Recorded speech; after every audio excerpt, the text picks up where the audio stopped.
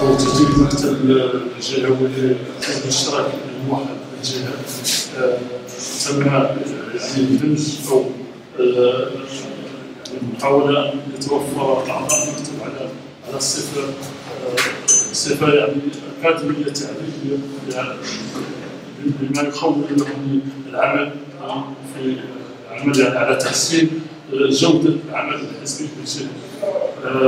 لا يفوتنا كذلك ترحيب بعضو المكتب السياسي أو المواطن الحزب السياسي. تأمنا اليوم بمقر الكونفدرالية الديمقراطية للشغل لتجديد أعضاء المكتب الجهوي المسير لحزب الاشتراكي الموحد بالداخلة، حيث قدمنا الأعضاء الجدد للمواطنين وللحاضرين، كما فتحنا نقاش مستفيض أهم هموم الساكنة، مشاكلها، سبل الكفيلة لتمكينها من مزاولة حقوقها المكفولة دستوريا، كما جر بنا الحديث إلى توفير يعني البنية التحتية والخدمات الأساسية من تعليم ومن صحة ومن شغل، لنختم هذا اللقاء بارتسامات وتوصيات من الحاضرين نرفعها للحزب مركزيا لنعمل على تجاوز هذه الجمود إن صح التعبير بهذه الجهة